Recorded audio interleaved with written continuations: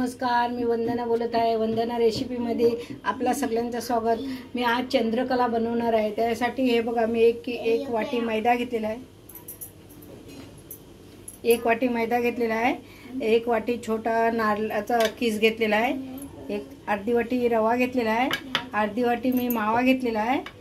एक चमचा मी वेलची पूड घालणार आहे. 4-5 बदाम कापून घेतलेले आहेत. 4-5 काजू कापून घेतलेले आहेत.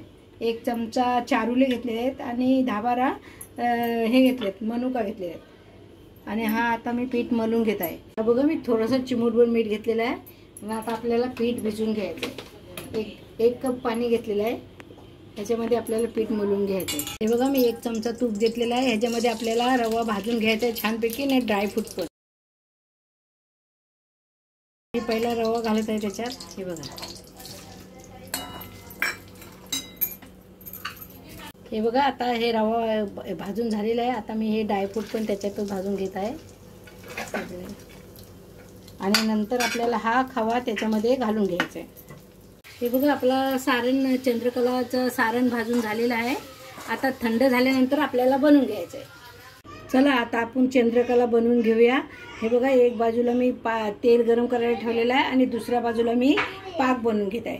हे बघा, 1 वाटी साखर घेतलेली आहे. 1 वाटी साखरेला आपल्याला अर्धी वाटी पाणी घालायचं आहे. आणि आपल्याला 1 ताडी पाक बनवायचा आहे, जास्ती नाही. हा बघा, एवढ्या पेढ्या घ्यायच्या आहेत. असे 2 पेढे, 2 साईडला 2 पेढे घ्यायचे.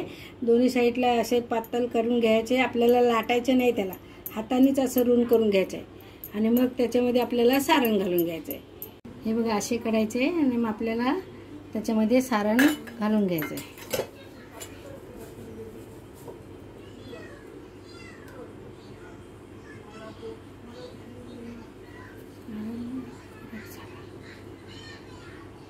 एक खाली ठेवले आणि त्याच्यावरती ही दुसरी घेतली.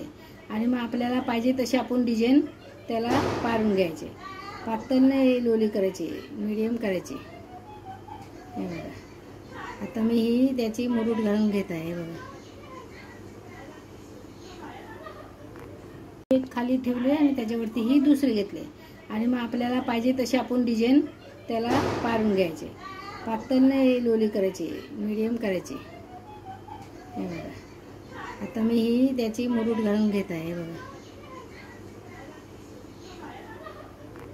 बघा, आपल्याला अशा बारीक गॅसवर त्यांना तळून घ्यायचा. फास्ट गॅस नाही करायचा, एकदम बारीक गॅसवर ब्राऊन कलर येतो तसं तळायचे आपल्याला. तळून झाल्यानंतर आपल्याला हे चंद्रकला असे साखरेच्या पाकामध्ये बुरून घ्यायचे. साखरेचा पाक चांगला मुरला का मग आपल्याला बाहेर काढून घ्यायचे.